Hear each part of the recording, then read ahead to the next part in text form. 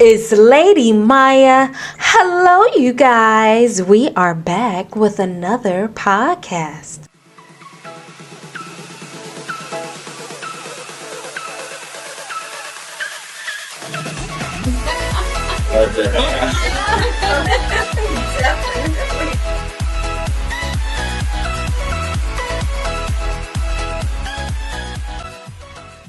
So today I am joined with Vanessa Davis. Okay, so Sister Sledge has a story and two halves, okay?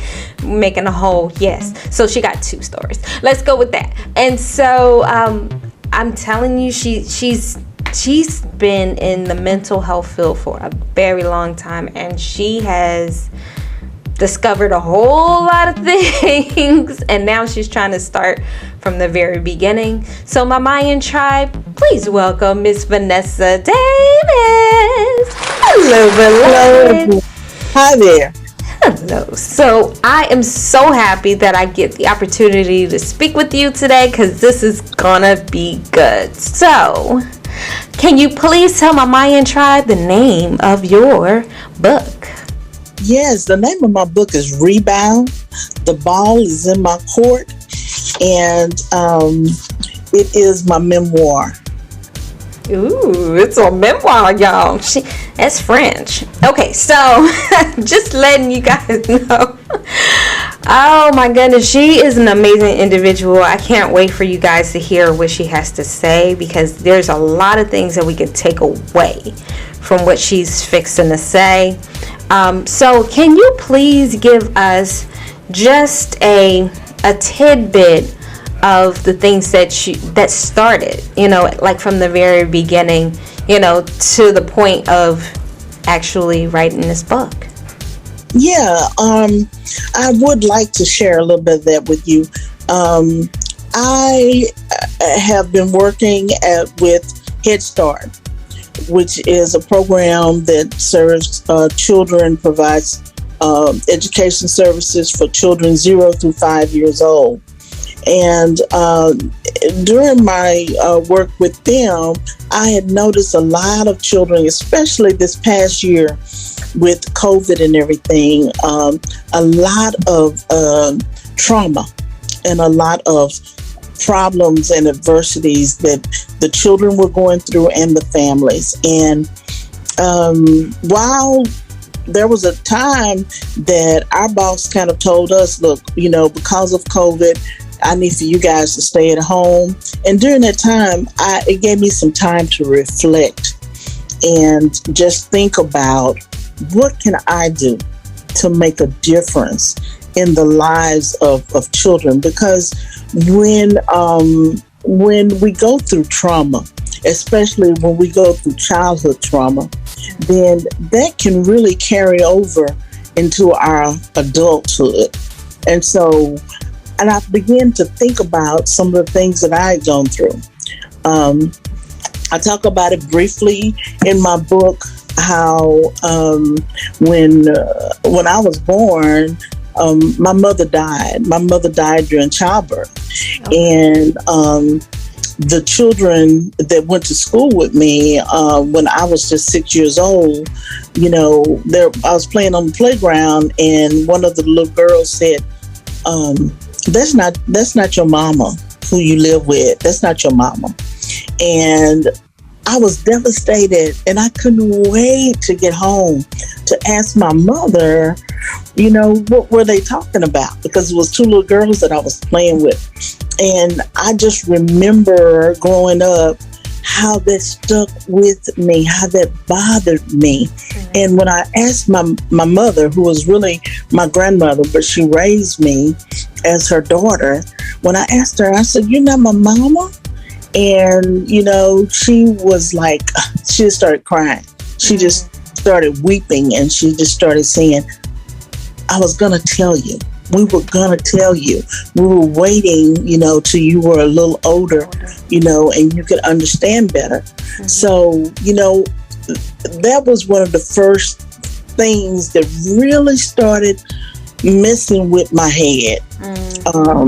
And because, I wasn't ready to hear that. And it just started helping me to realize, as I work with the children that I work with, that sometimes you got to find out what the underlying problem is with some of the children, because I would get calls about children having challenging behaviors, hitting, kicking, biting, and a lot of times the teachers wanted to say, hey, can you send this child home, or can we, send this child to the office? And I began to feel like, no, that's not what we need to do. We need to bring them close, and we need to show them some love. And I began to really reflect on who I was.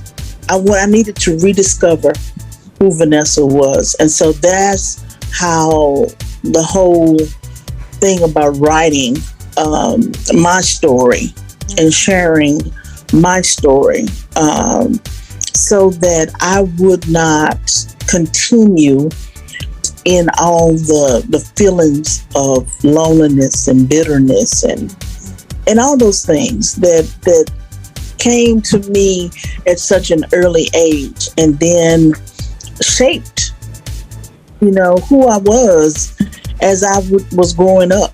In the book, I talk about a lot of different things that happened and caused pain, and then the thoughts that I would have, whether they were true thoughts, whether they were legitimate thoughts, or just thoughts based on the things that were happening in my life. The thoughts, those negative thoughts, that can sometimes come. And then when we have the negative thoughts, we have the feelings. Yes. So we have negative feelings because of the way we're thinking. Yes. We have negative feelings. And then when we have negative feelings, we do negative things. Our actions become negative. And so it becomes a vicious cycle. Yeah. You know what? I believe that, because, a lot of us, we got parents that act out, and kids don't really truly understand. So they mimic. So they're like, okay, well, if you're going to act up, I can do that. So, well, my mama did it, or my daddy did it, and they got away with it, and nobody reprimanded them. So why would you do the same thing to me? No, I understand completely. Yeah. Okay, so with that, because now I do feel like a lot of the times with people that are mental advocates have such a major story to get them to the right place, right? Speak their piece. So right. Go ahead, beloved. The floor is yours, honey. Yeah, well, what I always think about is how I was sinking. I was stuck. I was stuck because, I went through the situation with my first husband and the domestic violence. And then with my new husband, which is also in my book, I went through some infidelity and adultery, type behavior from him, and how that hurt. I lost my 22-year-old to a drunk driver accident, and that hurt. Just so many things. And I just kind of talk about all the things that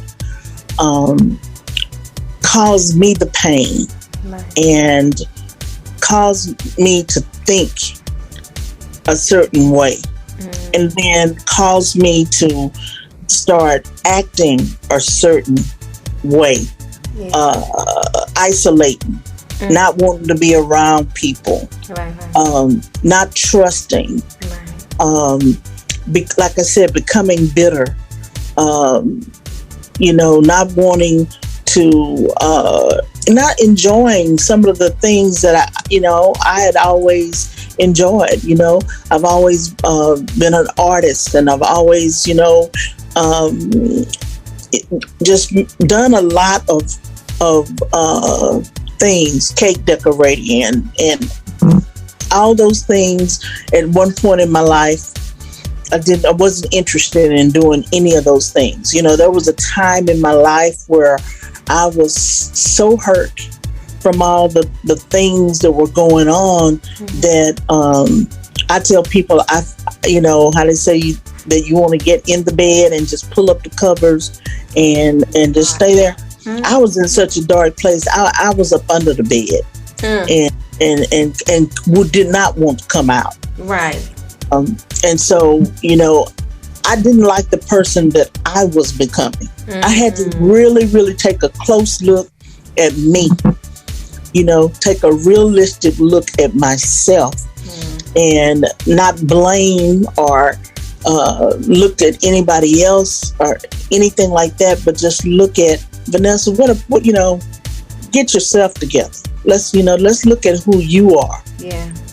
Let's focus on you being the best version of yourself. Exactly. And so that's when I just really started pulling out those journals. I really started doing more writing and thinking about, okay, yeah, all these things have happened. All these things are happening. But what have you learned from it, Vanessa? What have you learned? What did you learn? What's the lesson in it? Right. And I'm telling you, the lessons that I learned have turned out to be blessings. Yeah, the lessons turned out to be blessings. That's good. You know how a lot of people have so much hurt, pain, different things like that. And so when or why do we become collectors at that point? Because now it's just like, okay, well, that's just one more thing after the 4th, 5th, 6th thing we're collecting. And now, not only are we not healing from hurt, we're just packing on more. Exactly. It's so bad. I had to, I guess for me, it was more so like, I didn't understand why, because it was just like, you can only trust people to be people. And with that, I don't want to say I'm cold-hearted, but at the same time, it gave me the option to give grace. Yeah, exactly. So I was just like, okay, well, that's what you do. All right. Just go. So, exactly. What did you do? When you, okay, tell me this.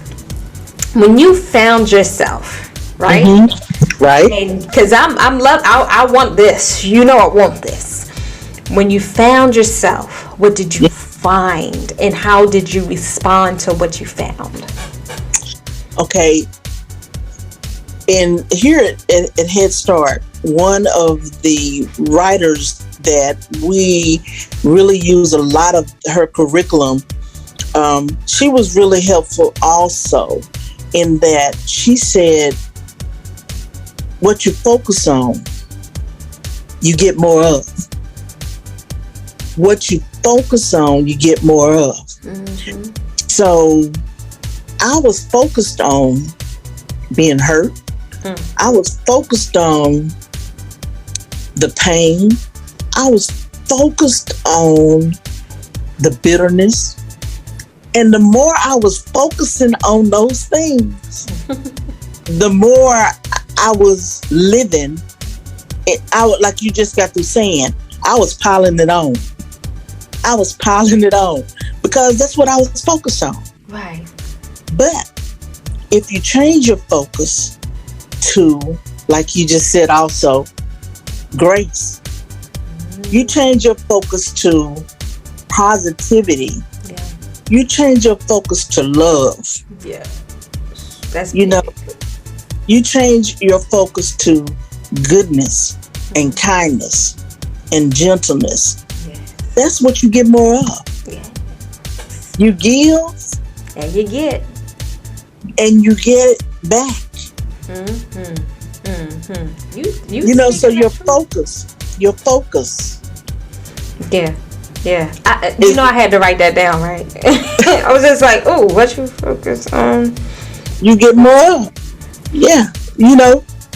That's a good saying. It really is. That's something we need to write on a t-shirt or something like that and just give them out. Because it's just like, Yeah. a lot of the people are focusing in on the wrong thing.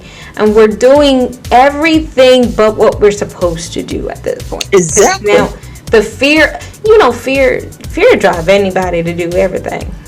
Exactly. Everything Right. wrong. Like, no, let's not do that. Mm-hmm. I love what you were saying in regards to just the things that you went through and how you had to respond and react to those things. And it was just like, I don't know.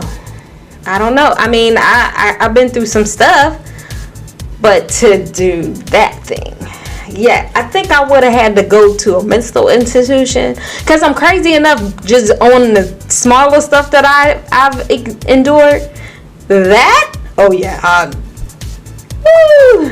been gone, honey. But your grace, giving it the grace that it deserves, because it's just like, you'd be surprised what you can live through when you trust God. Right. Exactly. That's all that is. Yeah. And that's getting into that place. Mm-hmm. When I talk about that at the end of my book, that's what I started to do. I learned how to get in the zone. That's what I call it, getting in the zone, getting into his presence, getting into, whether your higher power is the Holy Spirit, whether it's the Voodoo, God himself, or whoever your higher power is within you. You meditate, you study, you pray, you get out of yourself. Yes. You get out of your way. And you begin to just be still. Yeah. Be still and know, that there is a power within you greater than yourself. I had to get over me, because that CD-ROM in my head kept playing back all the old stuff. That's not your mama. Your mama dead. Your mama died.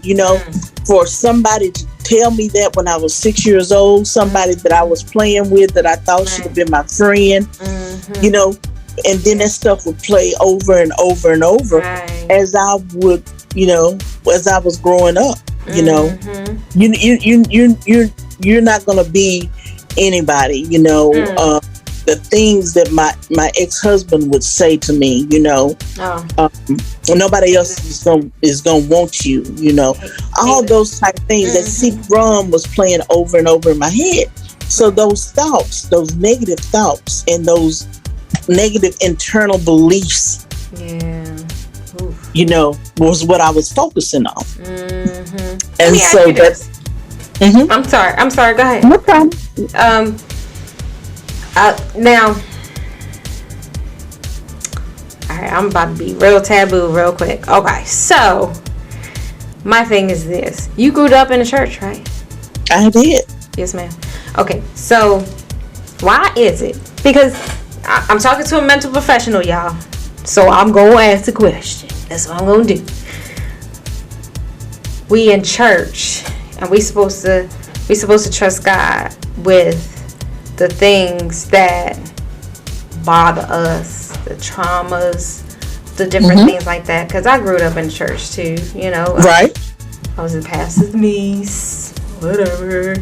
And I was supposed to look a certain way, be a certain way, you know, seen, not heard, all that good stuff. When things was going wrong, what happened? I wasn't allowed to talk or say anything about it. What was going on? Right. Okay, not a problem. But when we go through things, see, the bad thing the church says is that, oh, but you have to trust God enough for Him to change it, don't we? And I'm like, yeah, but you can trust Him, but He will bring people to you to help you with that present situation. Because, you know, yes, God is the God that can bring people to your life to help you get through what you're going through. Yes, that's what He does. And so my thing is this: why are we not talking about the mental instabilities of the African American community? Because there's so much stigma attached to mental wellness, mental health. It's just so much stigma attached to mental health, to addictions or substance misuse, especially in the Black communities. Yeah, that's true.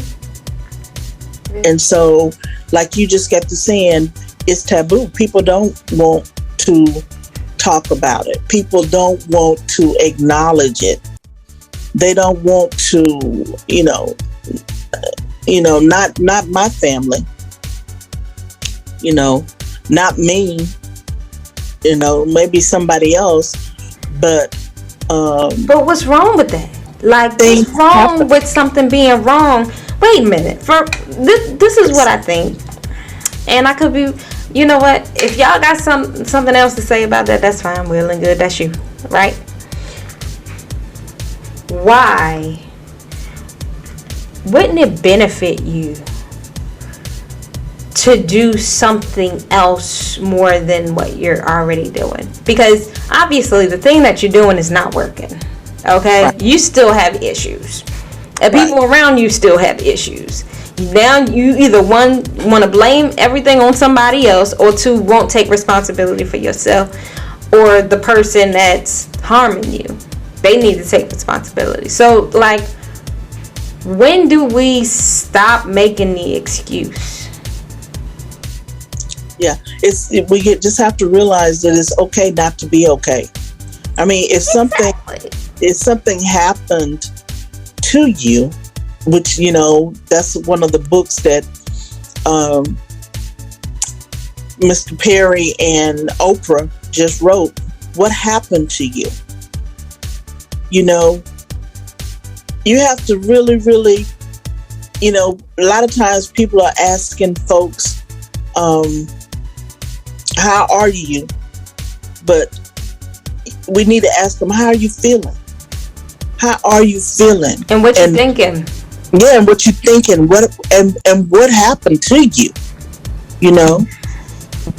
Yeah, we don't talk about that. We do not. No, they won't, and they refuse to, because now it's like, okay, I said, well, you don't need to do what the other people do.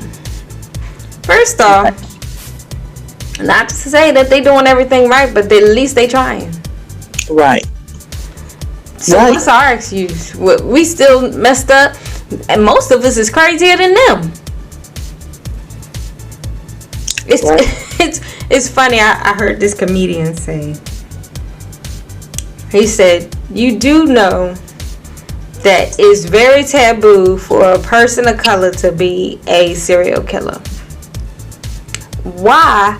Is because Black people are in everybody's business.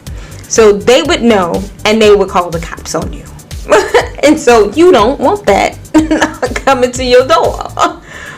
So, I mean, there's that, but I think at the same time, there's something about pride. And pride comes before a really great fall, you guys. Right. Exactly. And that is dangerous. That's very dangerous for so many people, and that can be any color, really. Exactly. Yeah. Exactly. Yeah. But it's just time. It's time out for hiding and pushing things aside and pushing things under the rug, hiding things in the closet, piling stuff on, like you talked about earlier. It's time out for that. It's just time just to be real and to look at what happened, right, and acknowledge what happened. Okay. Yeah, because you were saying along the lines of, we gotta make sure that we're taking that accountability. But I do want to say this: even if you don't think you have the issue, why don't you at least get it checked out? Go talk to somebody. Just see what is out there for you to just survive and be not normal, but be okay, if that's a good word to say it. Be okay. Yeah, be okay. You're right. I've heard so many people say when they're going through and they don't have good coping skills, but I can, it might be that they are self-medicating on drugs, street drugs or whatever. I can stop anytime, and are they are having some mental health issues. Talk to anybody. They don't want to go and talk to anybody. They don't want to get any counseling because they feel like, I can get it together. I can do this all by myself. And it's okay to, like I said, not be okay. And it's okay to have to look for somebody else sometime. You don't have to do it all by yourself. There are people out there to help. Exactly. God made people to be able to talk to one another, to fellowship in that way. So why would you not take advantage of what's offered to you? Like, that's crazy. You know how many suicide hotlines is free? Do you know how many mental health places that there are out here? Because we're not even taking advantage of them, but they're there for us to help. So many people went through so much trauma. I mean, rapes and, abductions and all types of things. And like the things that I heard, it's nuts. It's nuts. But you can't come out of most of that stuff sane. You just can't, And so why not talk to somebody? Somebody's always readily available to hear what you have to say, so that they can either, one, figure it out, or two, say, you know what, you might need to see a professional. Right. And Myya, in order to be resilient, we need each other. Yes. People need people. We need each other. And it's, that connection, is the connectedness is something that is so important. And I really feel like that had a great deal to do with me being able to bounce back and get back into move forward in my life because of the nurturing. We talked about that in the very beginning, the nurturing from my grandmother and from my aunt that raised me, that we were connected. They showed that security, that safety, even though, I still went through a lot of trials and tribulations, but because of that connection and that love, it made all the difference in my life and being able to be resilient. Everybody needs to have a person, the person, somebody that they can talk to, somebody that especially children need to have a person, or especially an adult. Yes. Mm-hmm. Right. Exactly. True. It's true. Mm-hmm. I think for the most part, if we don't start now, it's not gonna look good later. It's just not, and you're gonna not deal with things in a very, positive way. Right. And then you never know. Maybe you need to talk to somebody to give you a positive look on what's going on in your life or what have you. And I tell you, I get a chance to talk to so many life coaches, and I was just like, why is there so many? But then I started listening to people, and I'm like, oh, I see why. There's so many, because we need that. Yeah, I'll be like, okay, I need to talk to my life coach. What you doing today? Mm-hmm. Yeah, we do. We need life coaches, and we need mentors, and we need people who take the time out to study that, because, like I said, we got to start looking at the whole person, your physical being, your physical well-being, your emotional, your mental, and your spiritual. Yeah. It's got a balance. Mm-hmm. You can't get one spice and think it's going to taste any better than what you've been doing. What right. They say in Chicago, they say you keep doing what you're doing, you're going to keep getting what you're getting. If you're not happy with your life, you got to change. You got to do something different.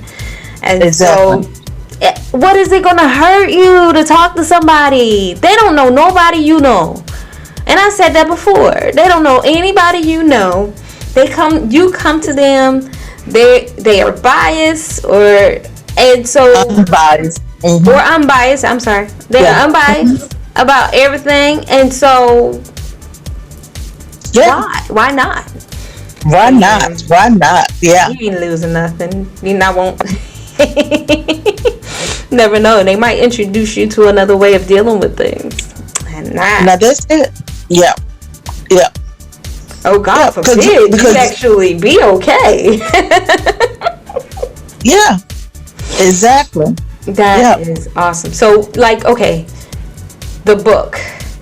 Mm-hmm. There's a story, I'm pretty sure, about behind why did I start now to put this book together. And the reason that I did, I've always wanted to write. Writing and drawing and painting have been passions of mine. So I've always wanted to do that. And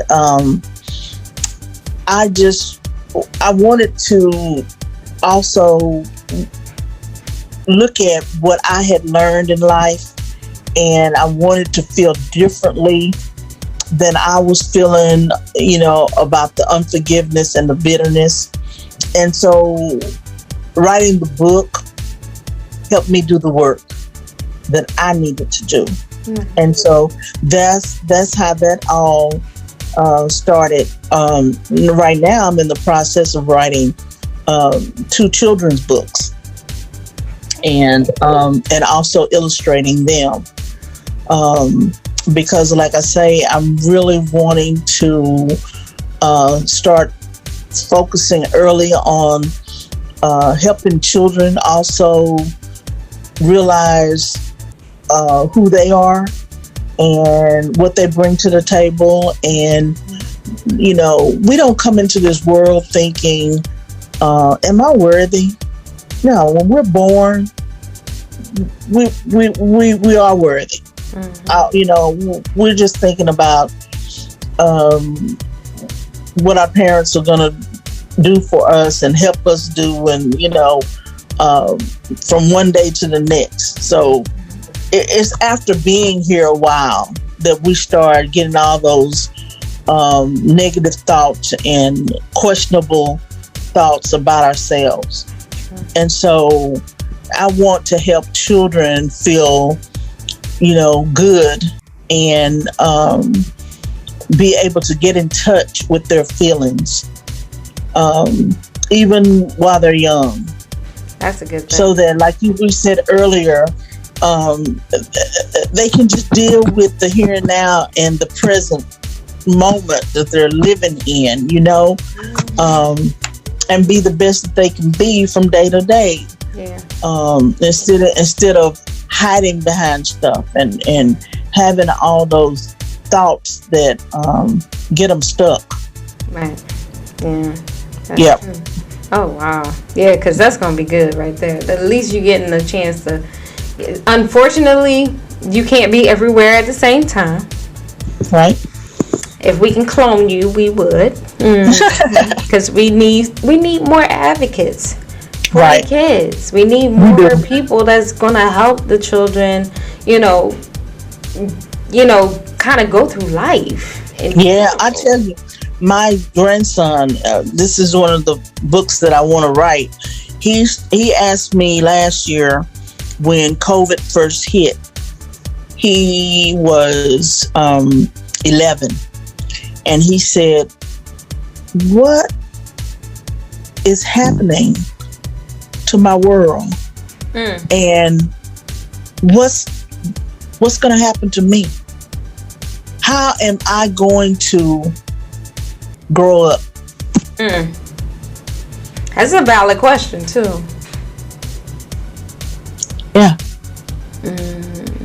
What is going to happen to me? To somebody like that, you just be like, "Oh, child, baby, look, I'm too busy to think about it, so I'm gonna need you to be busy with me. Come on, let's go to work. let's figure this thing out. Get some lessons in and keep them going and let them talk about their feelings and stuff like that." Exactly. I'm like that with my kids, Kids is grown, thank God. Thank you, Jesus. Yeah. And so, yeah. But that just got. I was like, initially, I just didn't even know for him to even think. Right. What's going to happen? What am I going to? How am I going to grow up? Am I going to be able to grow up? Can I say something? Let me just say this, right? The kids have a better mind than most of us had at that age. Right. I guess they're so plugged in to so much that now they get it firsthand, and we don't understand what they're getting from all the information, but they're processing it. Miss Vanessa, let me just tell you this. I got a 15-year-old. She was here for the summer. Ma'am, she showed me this, her feed with her friends. Honey, that thing was going so fast. I said, "Did you read all that?" She said, "Oh yeah, I did." What? She said, "Oh yeah, because such and such said this and I replied to that, and then they said this and everybody said this and this." Huh? You got all that? I didn't even read the first word. Right. It's bad.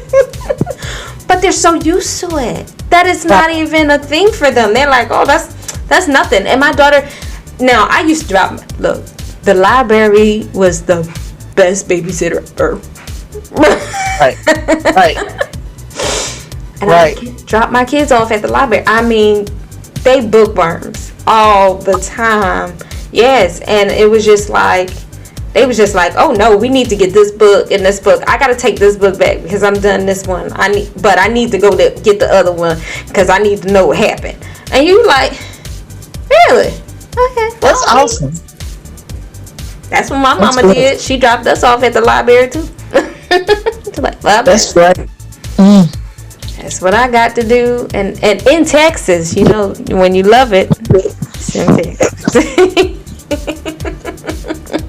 But it was great. So wait, let me ask you this. Will you be able to train people to do what you do?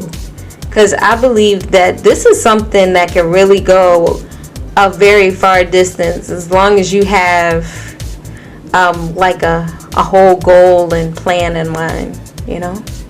It's something that I've thought a little about, I would want to see if there's any interest out there, especially for the children's books. I mean, I just really feel like, it's just a thought. I don't know, because I really haven't researched it very much, but just being able to help adults be able to tap into helping children get in touch with their feelings. Right. Be able to learn how to self-regulate. Learn how to calm down. Because kids can get so upset about stuff and just fly out. Simple. Yeah. Right. And even adults. I mean, as far as, sometimes we can't even get our composure, but we expect for them to be able to turn it off just like that. But if we can't calm down, then what makes us think that they can turn it off just like that? True. So yeah, I would love to be able to turn it into a program where I could, help other people learn how to do it, And right now I'm kind of using my grandchildren, to help me fill it out. The books that I'm writing, I mean, they're my inspiration.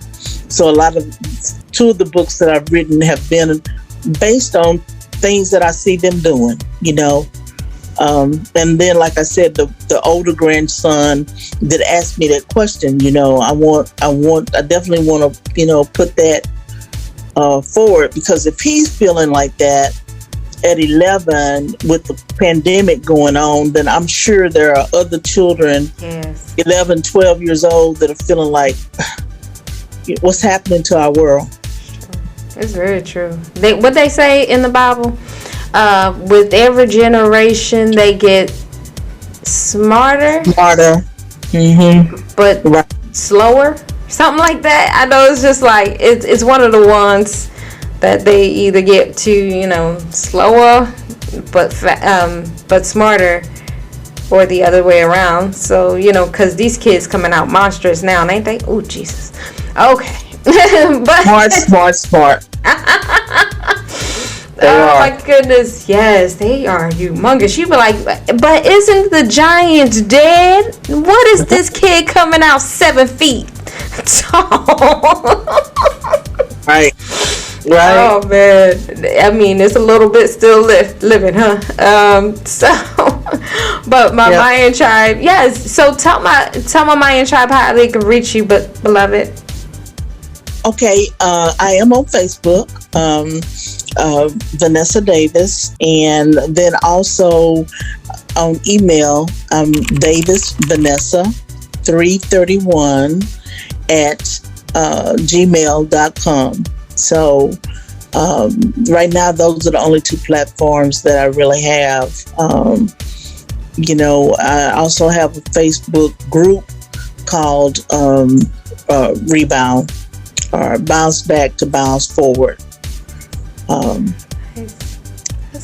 And you can find me there also. Okay, that's awesome. Okay, so beloved, just some words of encouragement for my Myyan tribe, please. The floor is yours. Okay, what I would say is let's stop focusing on the past so that we can focus on the present and move forward to our future. That sounds about right to me. Alrighty, my Myya tribe, you know what time it is. It is time to wrap this up. So, Vanessa, I am so grateful. I'm really grateful that you're even on my show, and everything that you said that was super positive about, just getting through and finding your true self. I believe that everyone had a little bit to take from it. I know I did. So everyone, if you would like to be on Living Your Best Life with Lady Myya, you can always contact me at admin@ladymyya.com. That is admin@ladymyya.com. You know how to spell Myya. That is Myya. And you know why? Because your homegirl is special. I will be talking to you guys later.